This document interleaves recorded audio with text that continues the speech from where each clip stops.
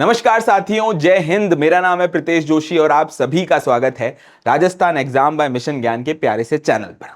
आज हम आपके लिए बहुत ही महत्वपूर्ण इंफॉर्मेशन लेकर आए हैं और ये मुद्दा चर्चा करने के लायक है। जैसा कि आप सभी को पता है कि सीईटी की तैयारी के अंदर जो है वो राजस्थान के सभी युवा पूरी तरीके से लग चुके हैं या फिर आने वाले कुछ समय के अंदर लगने वाले हैं, क्योंकि हम सभी को पता है कि भाई राजस्थान का सबसे बड़ा एग्जाम है सीईटी एग्जाम। अब सीईटी एग्जाम की अगर बात करते हैं तो उसका सिलेबस जो है वो आरएस के बराबर है। आरएस से तुलना जो है वो पूरी तरीके से की जा सकती है, क्योंकि इतने सारे आपको सब्जेक्ट पढ़ने पड़ेंगे। अब आप सीईटी की अगर तैयारी करने जा रहे हो तो आपके लिए इंफॉर्मेशन बहुत ज्यादा जरूरी है कि किस सब्जेक्ट से कितने क्वेश्चन आएंगे। क्यों? क्योंकि अगर उस सब्जेक्ट से ज्यादा क्वेश्चन आएंगे तो सबसे पहले हम प्रायोरिटी पे उसको रखेंगे, महत्व उसको सबसे ज्यादा देंगे, तैयारी अपने आप में ज्यादा अच्छे से करेंगे, और जिस सब्जेक्ट से कंपैरेटिवली कम क्वेश्चन आ रहे हैं हम उसको महत्व कंपैरेटिवली कम देंगे।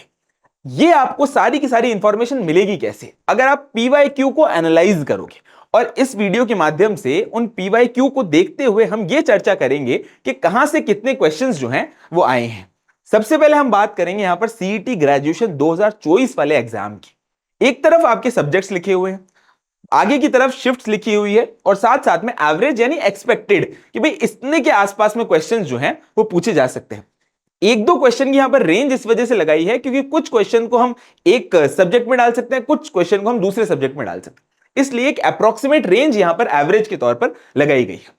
सबसे पहले हम बात करते हैं इंडियन पॉलिटी वाले को। इंडियन पॉलिटी यानी भारतीय राज्य व्यवस्था की अगर हम बात करते हैं तो चारों शिफ्ट को मिलाकर 2024 में हमें पूरी तरीके से 3 से 5 प्रश्न देखने को मिले। अब अगर मैं सिलेबस की बात करूं तो इंडियन पॉलिटी का सिलेबस बहुत ज्यादा वास्ट है। आपको फंडामेंटल राइट से लेकर फंडामेंटल ड्यूटी हर एक चीज बढ़िया तरीके से पढ़नी पड़ती है, पर क्वेश्चन कंपैरेटिवली कम आते हैं।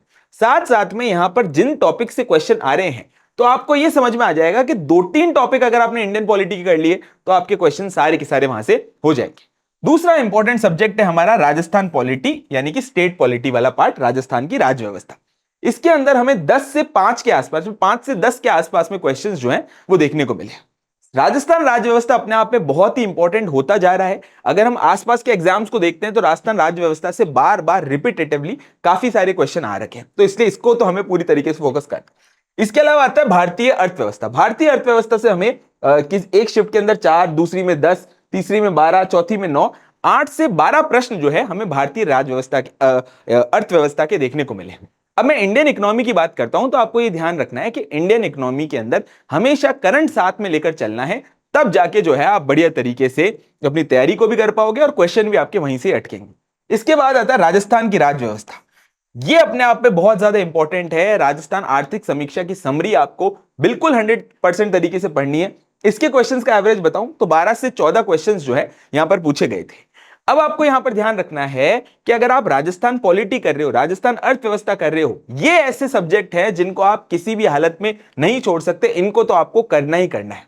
अब आगे चलते हैं और हम बात करते हैं करंट की। करंट के अंदर भी हमने 3 पार्ट्स के अंदर डिवाइड किया है, भारतीय समसामयिकी, राजस्थान समसामयिकी और साथ साथ में योजनाएं।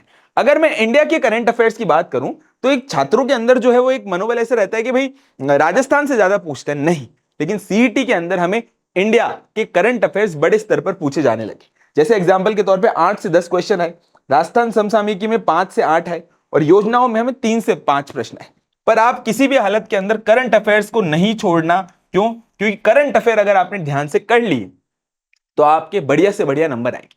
एक बात ध्यान रखना कि जब भी आप करंट अफेयर्स का करो तो जब एग्जाम की डेट है उससे पहले के जो 6 महीने हैं उसमें उन 6 महीनों से 60 से 70% क्वेश्चन आते हैं, वो अपने आप में हमारे लिए बहुत ही ज्यादा इंपॉर्टेंट है।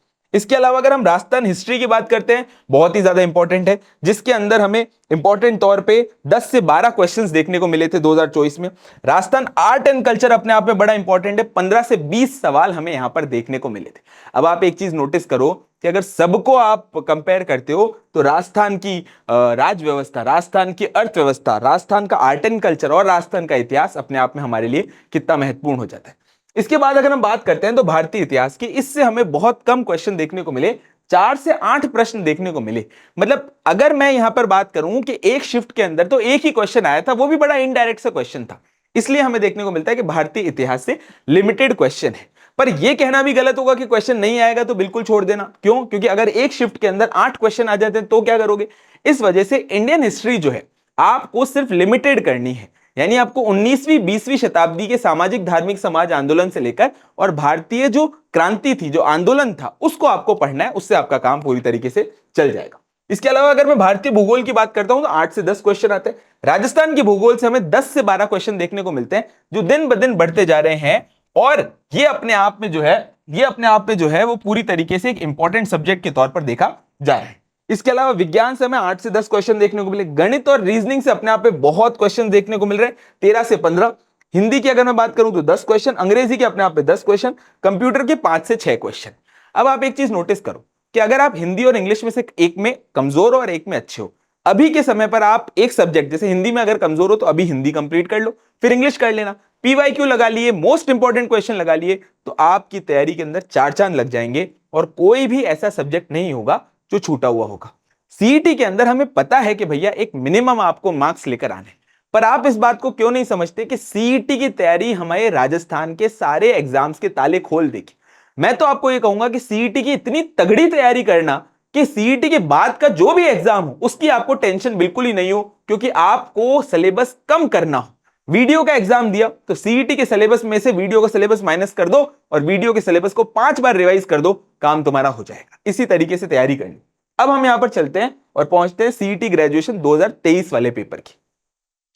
2023 वाले पेपर की अगर मैं बात करता हूं तो हमें देखने को मिलता है कि यहां पर भी सिमिलर से ही सब्जेक्ट से क्वेश्चंस पूछे गए हैं। जैसे अगर मैं भारत एवं राजस्थान की राज्य व्यवस्था की बात करूं तो यहां पर हमें 10 से 13 सवाल जो है वो अपने आप में पूछे गए हैं, जिसमें से भी मैक्सिमम सवाल जो है वो राजस्थान की राज्य व्यवस्था में से थे। भारत और राजस्थान की अर्थव्यवस्था की बात करता हूं तो 12 से 17 सवाल, जिसमें राजस्थान की अर्थव्यवस्था से काफी सवाल थे। अगर मैं करंट अफेयर्स की बात करूं तो 9 से 15 के आसपास में क्वेश्चंस थे। राजस्थान इतिहास की बात करूं तो 10 से 14, और आर्ट एंड कल्चर की बात करूं तो 15 से 24 सवाल तक हमें यहां पर देखने को मिले थे। अब लाडलो इस बात को समझ लो कि राजस्थान आर्ट एंड कल्चर आप लोगों के लिए कितना महत्वपूर्ण है, जो आपके इतने इतने क्वेश्चन यहां पर पूछे जा रहे हैं।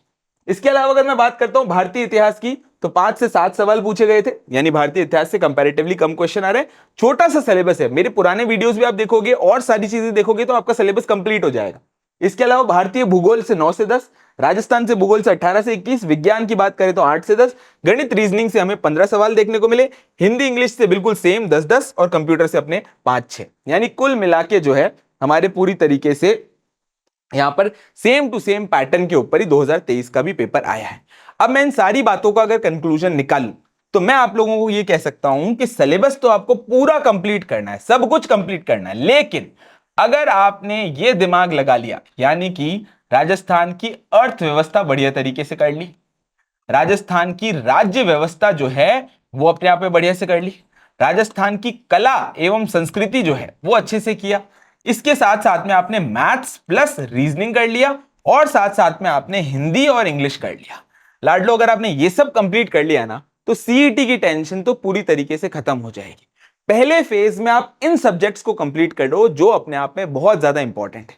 इसी के साथ साथ में जो इंडिया वाला पार्ट है उसको करना फिर बाद में, और लास्ट में कर लेना करंट अफेयर। करंट अफेयर को महीने के अनुसार तो अभी शुरू कर दो, रिवीजन के ऊपर फोकस करना ज्यादा से ज्यादा। अगर आप इस तरीके से अपनी प्रायोरिटी डिसाइड करते हो तो सीईटी ग्रेजुएशन के अंदर आपको कोई नहीं रोक सकता। और मैं हर बार कहता हूं, इस बार भी वापस कह चुका हूं कि सीईटी ग्रेजुएशन को इतना सीरियसली लो कि आपको ये पता हो कि सीईटी के अंदर तो मैं टॉप करूंगा ही करूंगा, कोई फायदा नहीं पहुंचेगा टॉप करने का, लेकिन जैसे ही अगला एग्जाम दूंगा, चाहे वो वीडियो का एग्जाम हुआ चाहे वो पटवारी का एग्जाम हुआ, कोई नहीं रोक सकता। सीईटी ऐसा मैं कहूंगा कि चाबी है जो राजस्थान के हर एग्जाम के ताले को पूरी तरीके से खोलेगा।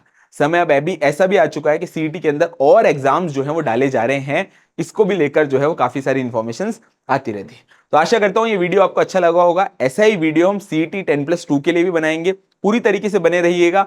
सारी इंपॉर्टेंट इंफॉर्मेशन एक ही प्लेटफॉर्म पे मिलेगी। और बहुत बहुत आपका धन्यवाद, थैंक यू।